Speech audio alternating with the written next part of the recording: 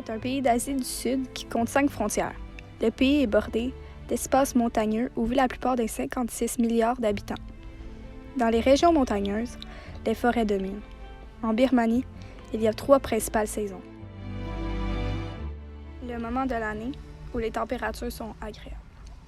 La saison chaude, du mois de mars au mois de mai, avec des températures qui peuvent monter jusqu'à 37 degrés Celsius.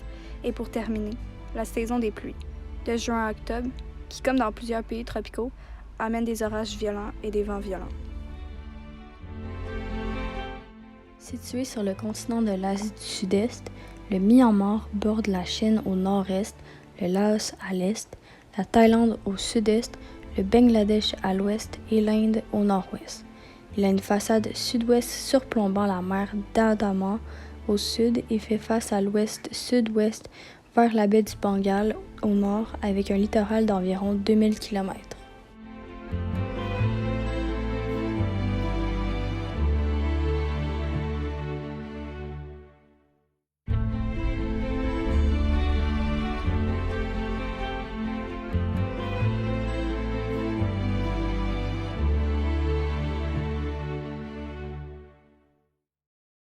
90% de la population est de religion bouddhiste, mais il y a aussi des musulmans ou des chrétiens qui se sont convertis au christianisme durant la période coloniale. La religion est omniprésente dans la vie des Birmanes. La majorité, soit 65% du pays, parle le birmane. Certains mots dans la langue est emprunté de l'anglais, un héritage de la colonisation du pays par l'Angleterre. La Birmanie, un pays unique avec une très grande diversité ethnique. 135 groupes ethniques officiellement recensés. Les minorités ethniques les plus importantes du pays sont les Karen, les Shan, les Bamar, Karenni, Mon, Kachin, Chin et Arakan. Malheureusement, toutes ces minorités ethniques ne vivent pas en parfaite harmonie. En Birmanie, qui a connu et connaît encore de tristes problèmes intercommunautaires à cause notamment de clivages religieux, comme pour les Karen. Le taux de croissance de la population est de 0,81%. Le taux de natalité est de 16,65%. Le taux de mortalité est de 7,14%. L'indice de fécondité est de 2,3 enfants par femme de 15 à 49 ans. Et le taux de migration est de moins 1,38%.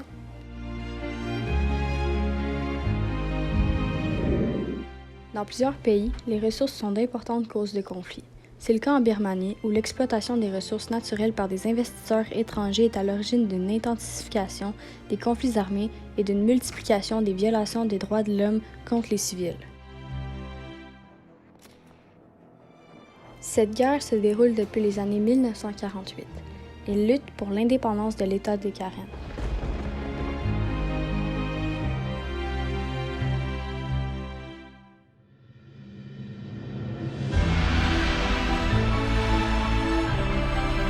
Better not to go there because they kidnap people and they kill people. L'Organisation des Nations Unies a reconnu que les musulmans de Birmanie sont privés de leur citoyenneté par le gouvernement du pays en tant que minorité religieuse exposée à l'oppression la plus inhumaine du monde et plusieurs fois, l'ONU a dénoncé un nettoyage ethnique en Birmanie.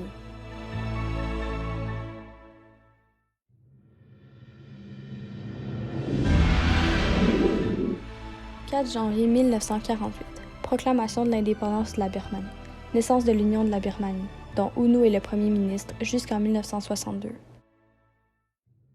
Un rapport faisant état de l'usage de la torture et du travail forcé en Birmanie est présenté devant la Commission des droits de l'homme des Nations unies. Septembre 2006, la Birmanie est inscrite à l'ordre de l'agenda permanent du Conseil de sécurité de l'ONU.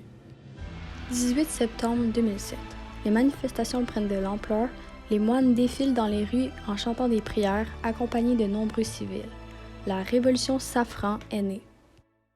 10 mai 2008, le référendum constitutionnel est maintenu malgré l'état d'urgence proclamé dans plusieurs régions du pays et les nombreux morts et sinistrés que le cyclone Narji a laissés derrière lui. 17 mai 2011, plus de 14 000 détenus sont libérés dans le cadre d'une amnistie, mais seulement plusieurs dizaines de prisonniers politiques. Mars 2013, des affrontements entre communautés bouddhistes et musulmanes dans la ville de Meikhila, dans le centre de la Birmanie, font une quarantaine de morts. Fin janvier 2014, Des manifestations sont organisées par les extrémistes bouddhistes dans l'État d'Arakan. Ils demandent le départ des organisations humanitaires qui sont accusées d'aider en priorité les musulmans. Mars 2017. Le Conseil des droits de l'homme des Nations unies adopte une résolution pour l'envoi d'une mission internationale indépendante d'établissement des faits afin d'examiner les allégations de graves violations des droits humains en Birmanie. Janvier 2018. Les combats entre les forces armées gouvernementales birmanes et l'armée indépendante Kachin s'intensifient dans plusieurs zones de township Suprabum, Tani, Wangmao dans l'État Kachin, causant des pertes civiles et des déplacements de population. 27 août 2018, la mission d'établissement des faits mandatée par le Conseil des droits de l'homme de l'ONU en publie un pré-rapport dans lequel elle indique disposer de suffisamment d'éléments pour appeler à la poursuite des principaux hauts gradés de l'armée pour génocide dans l'État d'Arakan. 6 hauts gradés de l'armée, parmi lesquels Min Aung Hlaing, le commandant des chefs armés, sont ainsi notamment mis en cause pour génocide dans le nord de l'État d'Arakan. Ils sont également mis en cause pour crimes contre l'humanité et crimes de guerre dans les États d'Arakan, Kachin et Shan. Le lundi 22 mars 2021, l'Union européenne a entrepris des sanctions envers le général Min Aung Hlaing pour les répressions meurtrières qu'il ordonne dans son pays. L'armée a aussi libéré le correspondant birman de la BBC qu'il avait précédemment arrêté le vendredi 19 mars 2021. En décembre dernier, l'ONU a accusé l'armée birmane de massacres après qu'ils aient retrouvé des enfants et des membres d'une ONG qui se nomme Save the Children décédés. Depuis le coup d'État du 1er février, la répression la plus sanglante de Birmanie a doublé la réponse de la communauté internationale après la mort d'au moins 90 personnes, dont quelques enfants. Dans un communiqué commun, les chefs de 12 pays, dont les États-Unis, la Grande-Bretagne, le Japon et l'Allemagne, ont condamné les actions de l'armée birmane et le secrétaire d'État américain Anthony Blinken s'est dit effrayé par le terrorisme militaire. Les conséquences dans le monde de cette guerre est surtout sur le plan humain, dont les morts et les déplacements de population.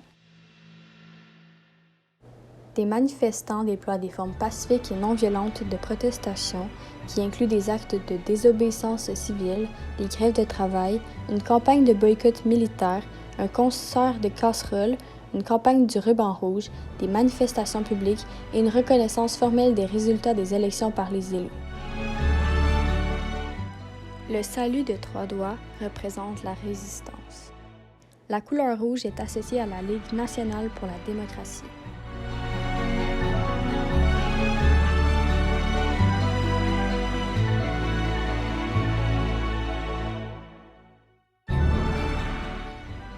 Au moins 4500 manifestants ont été arrêtés et plus de 1000 civils ont été tués.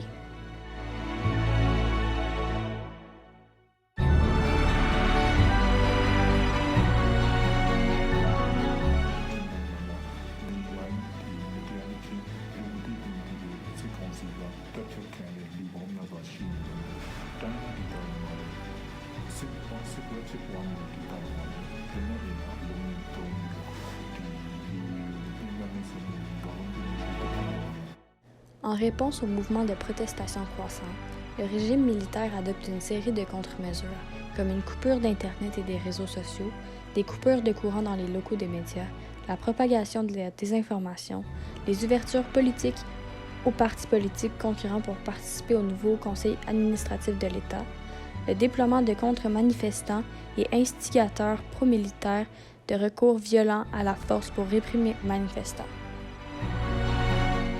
Dans cette guerre, il n'y a pas de gagnants ni de perdants. Un représentant du Conseil de la presse de la Birmanie s'est dit préoccupé par l'avenir de la liberté de la presse dans le pays, le droit du public d'accéder à l'information et l'avenir des nouvelles organisations de presse du Myanmar. Plusieurs journalistes et les reporters ont été attaqués par des foules pro-militaires tout en couvrant les manifestations. L'usage de la force meurtrière contre les manifestants a également suscité des condamnations du ministère français des Affaires étrangères et de l'ONU qui ont qualifié ces incidents d'inacceptables et ont exhorté l'armée à cesser immédiatement ces violences.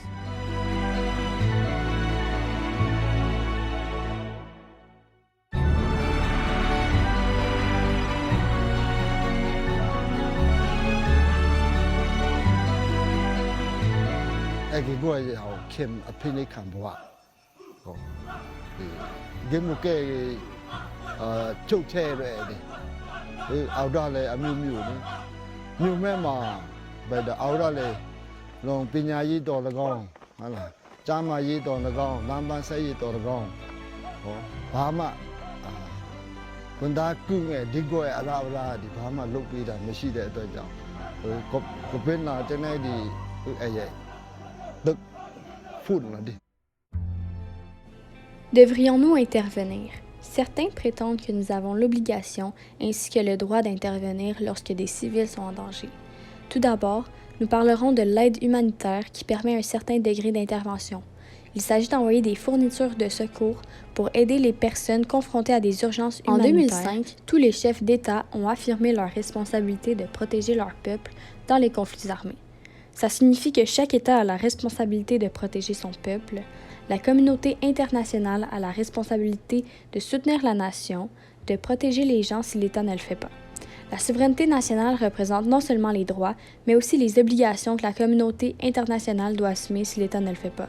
Mais en réalité, peu de gouvernements prennent des risques politiques, financiers ou humains pour intervenir dans d'autres pays pour aider les gens.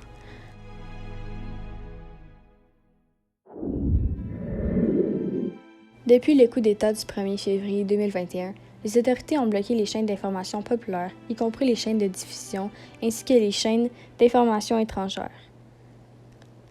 Des représentants du Conseil birman de la presse ont exprimé leurs inquiétudes quant à l'avenir de la liberté de la presse nationale, au droit du public d'accéder à l'information et à l'avenir des nouveaux médias. Plusieurs journalistes et reporters ont été attaqués par une foule pro-militaire alors qu'ils couvraient les manifestations.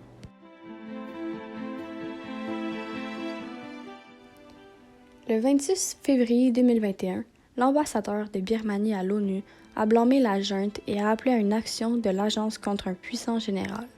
Ce discours a été chaleureusement accueilli, tout comme le soutien apporté aux manifestants par le signe emblématique birman. Le secrétaire général de l'ONU, Antonio Guterres, a appelé l'armée birmane à mettre fin à la répression. Les Nations unies ont condamné la situation en Birmanie, soutenu pleinement les manifestants et a appelé à la libération d'Aung San Suu Kyi. Les Nations unies et à la communauté internationale qui aspire à un monde pacifique et civilisé d'utiliser tous les moyens nécessaires pour prendre des mesures contre la junte birmane et pour assurer la sûreté et la sécurité de la population du pays.